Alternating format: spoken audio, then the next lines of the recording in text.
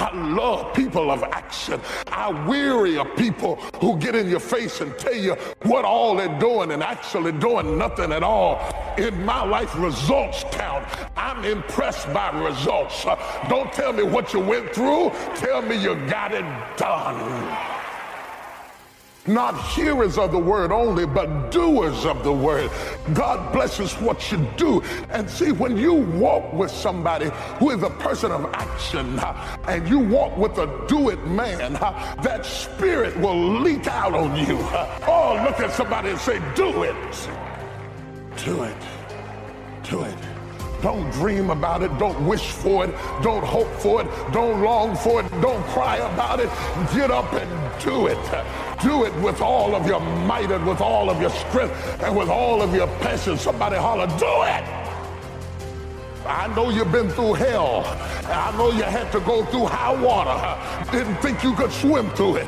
But I also know there's a reason that you went through everything you went through. After this, you're going to come into your promised land. You're going to see why you had to go through this to get what God is about to do in your life. He didn't take you through that wilderness for nothing. Something good is going to come out of this. You can't let your past destroy your future. You got to get rid of the stuff behind you so you can lay hold to the stuff that's before you. Look at somebody and say, get it off you.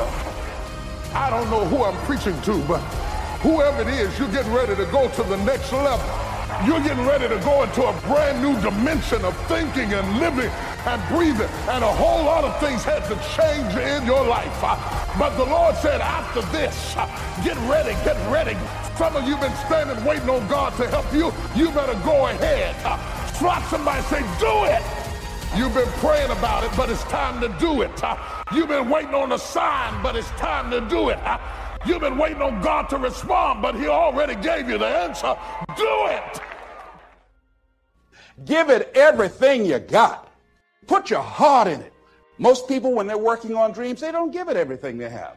All you can do is all you can do. And all you can do is enough. Most people don't do all they can do. Most people go through life holding back. Answer your calling. Whatever you're called to do, don't count yourself out. Don't say, I can't do that. Many of us go through life saying no, and you don't even know what you're saying no to. You don't know what you cannot do if you're not willing to challenge yourself. Whatever it is that you don't know how to do right now, you can learn. I did not know how to speak for major corporations. I didn't know how to do that. But I decided to become a student. If you do your research, if you do your homework, if you make the commitment that I'm going to learn, when you look at what do I have going for me and drop your buckets where you are, decide I'm going to work and get myself together. A guy named Jim Rohn said, if you develop your gifts will take you places that you'll never begin to imagine. I mean, how bad do you want your goal right now? I think there's a lot of people in the world today, because it's a really niche thing to talk about, I want this, this is my outcome, this is my goal. Like, how bad do you want? Do you want it as bad as breathing? Do you want it as bad as anything you ever wanted in your life? And if you calibrate it at the highest enough levels, what I found is the people that are the hungriest, they find a way. When you know why you want something, when it's desperation, the power of being desperate is something that most people avoid. They think desperation is a weakness.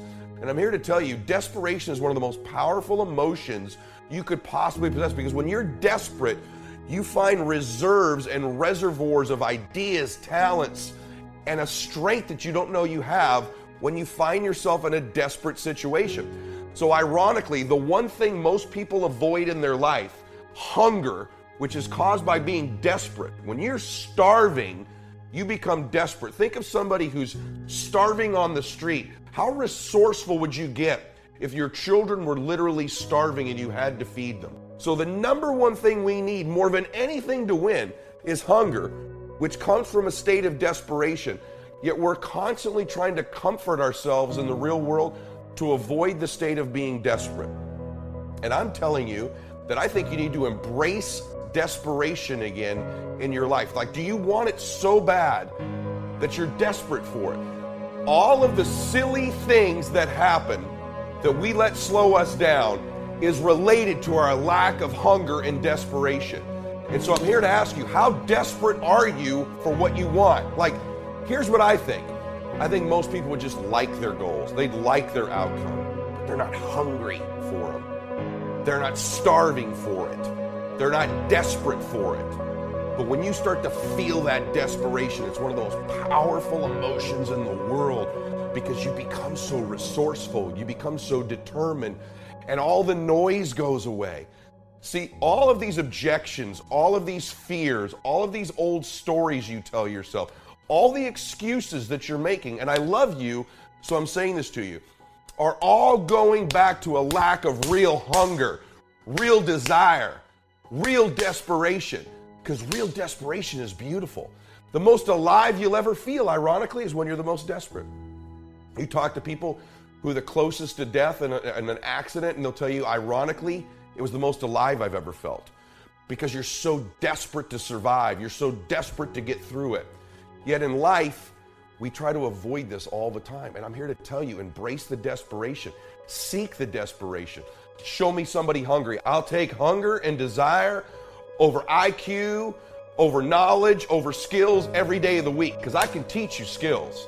I can teach you the lessons. I can teach you the words, but I can't give you heart. I can't give you hunger. I can't give you desire. I can't give you the courage to be desperate, because desperate people look a little funny. Desperate people don't fit in. Desperate people stand out. You see someone desperate, you're like, whoa, what's going on with them? Desperate people get criticism, and most people would rather not stand out, or they'd rather not leave the crowd. They'd rather not take the criticism. They'd rather not take the heat. So most people say, I'd love to be a millionaire. I'd love to win. I'd love my dream relationship. I'd love the best body I could have. I'd love to be happier, but I don't want to look bad doing it. I don't want to seem desperate. I don't want to seem different. I don't want to step out of the crowd.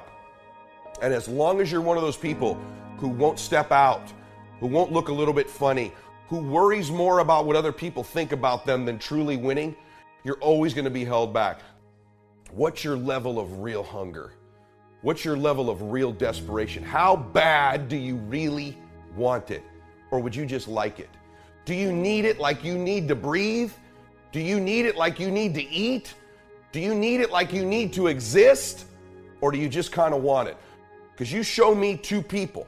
You show me one person who's desperate and hungry. You show me another one who'd like it or wants it. You show me one person who's willing to look bad and get uncomfortable and color outside the lines and do whatever they got to do to get to their dream.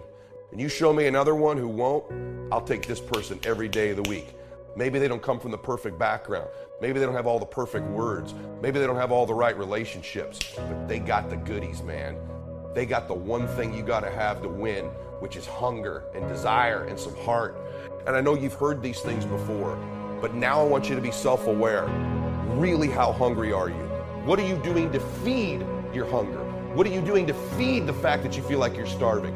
Because the more you want something, the lack of it makes you more and more hungry. For example, if I were really hungry and I needed some food, it's one thing to want it. It's another thing, when that food's right in front of me and I'm not allowed to eat it, I become hungrier. So the closer you bring what you want to you increases its hunger level. The more repetitious it is, the more you think about it, the more you bring it into your thoughts over and over and over again, the hungrier you get. That's why repetitive thought about what you want is so critical. So evaluate that. Am I as hungry as I could be? Am I as starving as I could be? Do I want it so bad I'm desperate for it? Or would I just like it? Would I hope for it? The greatest athletes, the Kobes, the Bradys, the Jordans of sports, have a way of feeding their hunger all the time and increasing it. What separates them isn't just their work ethic, isn't just their talent, although those things matter, isn't just they practice more. What separates them is they're just hungrier. They somehow find a way as they climb up the ranks and win championships to get even hungrier for more, where 99% of the athletes lose just a little bit of their edge once they get that first championship, that first pro contract, that first big amount of money, that first world championship. They just lose their hunger a little bit. And then there's the elite. They get hungrier. It feeds the beast. For some of you, have you been hungrier in the past? Let's be honest. And have you lost a little of that hunger where you're just not quite as desperate as you used to be? And so it's feeding your desperation. And the way we do that is we feed it to ourselves over and over again because it becomes something we must have. We have to have it like we gotta eat, like we gotta breathe. Feed the hunger, feed the desperation, embrace it. Don't try to look so pretty, because this desperate state eliminates all the things that hold you back. Your fears, your worries, what you don't know, what the obstacles are, signs, haters, lack of information, lack of blah, blah, blah. It all goes away when you're hungry.